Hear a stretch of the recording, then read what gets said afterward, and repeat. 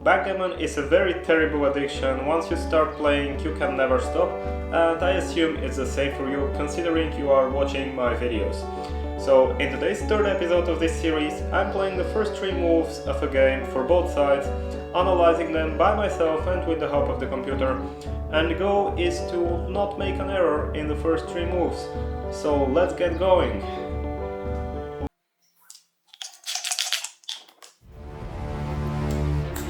The tension, the drama, the swings, backgammon. There is nothing like it. In this channel, you'll find all kinds of content related to backgammon strategy, as well as vlogs from tournaments and more. The Kalinator welcomes you. Have fun and enjoy. So once again, I'm going to start for white and play 3 moves for both sides. 6-2, split with the 6 and bring a checker down with the 2. Black's opening reply will be a 3-1. You see 2 options, right? Hitting or not hitting. Well, as it is a 3-1, we are happy to make the 5 point. But if we have a 4-2 instead, that's the rule of thumb. If we have a 4-2, we have the same dilemma, make a point or hit. So the rule we have is with a 4-2 you hit, with a 3-1 you don't hit. So we had a 3-1, I'm going to make the 5 point. White's second move, 3-2. Well, unfortunately, white cannot anchor, cannot make a homeboard point, so it looks like the best thing white can do is just get the checker from the 18 point completely safe. And black's second move will be a 3-2 as well. Well, in general, you look at either bringing 2 checkers down or bringing a checker down with the 2 and splitting with the 3. There are some cases where the opposite split will be best, to bring down with the 3 and split with the 2.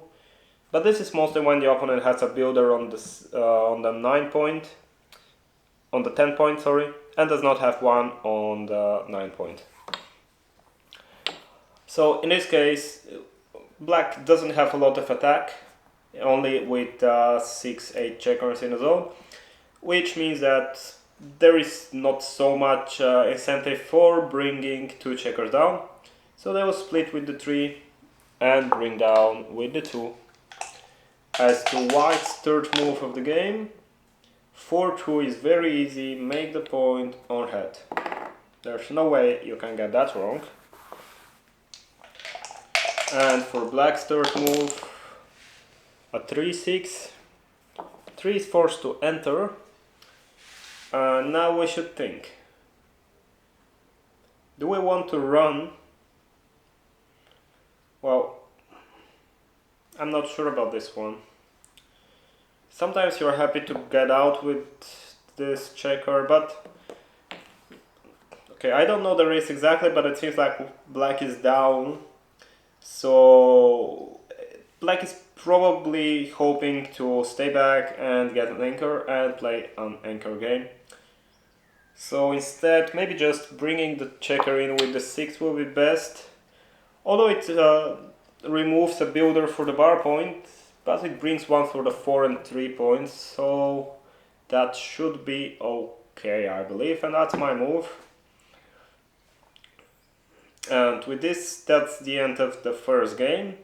By the way, if you like this backgammon board, it's the beautiful World Backgammon Federation board, which is sponsored to me by Bernhard Mayr, the president of the World Backgammon Federation. If you want to get yours, you can contact him at wbif@gmx.net. I'm going to also write it down in the description. And also this Dublin cube here is made by Günther Schuh, and well, the link there is too long. But he is making this lovely Dublin cubes and baffle boxes as well. So if you want to get a Dublin cube or baffle box, you can contact Günther on the contact listed on your screen. Sorry, I can't spell it out, it's too long. let's go with the second game to play, and once again I'm starting with white with a 6-1. That's very easy. Make the bar point.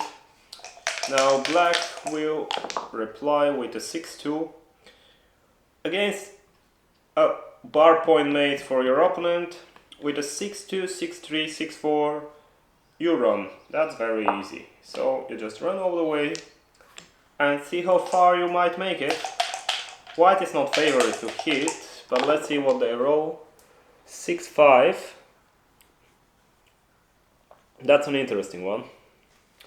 White can bring two checkers down and prepare a good attacking structure, or they can run all the way from the back. The problem with running is that you stack your midpoint while your 8 and 7 points are stripped. On the other hand, when you bring two checkers down, you have many good numbers next row to make 5, 4, 3 points. Your opponent is kind of busy on moving this checker away, or if he runs, he's going to give you a double shot. And he only has one back checker at the moment, which means that you are much more likely to end up blitzing him than you are with two checkers that are anchored. So I'm sticking with this move, and I'm actually unsure. And black rolls for his second move of 4-1. As we said, black is busy to move away this checker, so he plays a 4 and 1.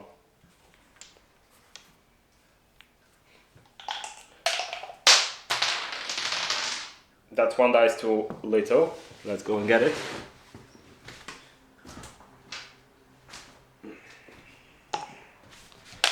And for white's third move, that will be a 4-6, which is perfect, hitting on the 14 point. And now black's third move will be double 4. Well, that's 1-4 entering is forced. This checker cannot move any further. This checker can only go all the way to here, which doesn't help because it's a double shot. Which means that they're just going to bring 3 checkers down from the midpoint, also forming kind of an aggressive attacking structure if they are not attacked themselves, or even if they are, they can still enter and try to build a prime or maybe even a strong homeboard. So that was the third move, right? 6-1, 6-5, 6-4, yes. Well, this means that this is another game over, and I'll be right back for game number 3.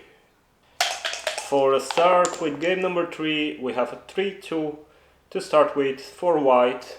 They will split with the 3 and bring a checker down with the 2. Now black's opening reply is a 5-3. They cannot hit, which means that they will just make the 3 point in reply. Then comes white's second move of the game, which is a 4-1. That's a fantastic row.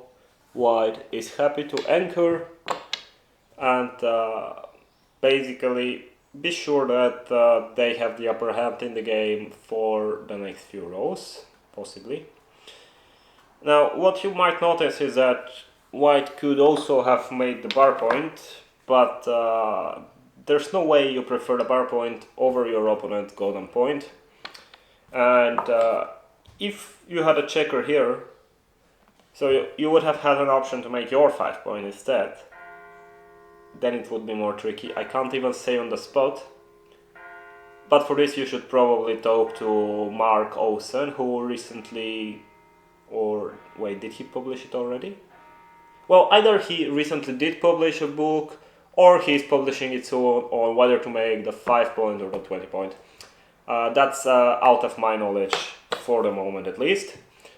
So 1-4, we make the anchor, and we go on with black's second move, which will be a double 3. For a start, we see that we can move it here and here. you make a good anchor, you make a good blocking point, blocking your opponent's 5s, and well, there's nothing else to play really, is there? I don't think so. So that was kind of automatic, and then let's see white's third move of the game. How do you roll so it comes out? Let's do it again. Maybe like that. Oops, now it's on top. Yeah, let's do it again. 6-5 to play for white. Well, you have a mutual holding game in this moment already, even though it's still just the third move. Well, you can play the 6 here, slotting the 5 point and the 5 down. That's one option. And the other option is very ugly, stacking with the 5 and just bringing the checker in with the 6. But what you might find interesting is that in general, in mutual holding games like this one, while it is not preferred, you are okay to play this kind of move, because very often the game will turn into a single holding game or into a race. So then you are very happy to just not leave a shot. So I believe that this is the best move here for white, and that's what I'm going to play. Now let's see black's third move, and the last one for this video. It's a double 2.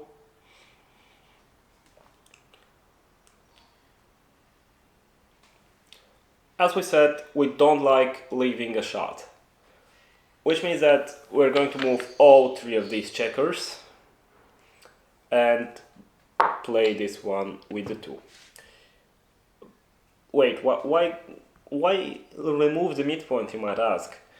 Oh, is there anything else?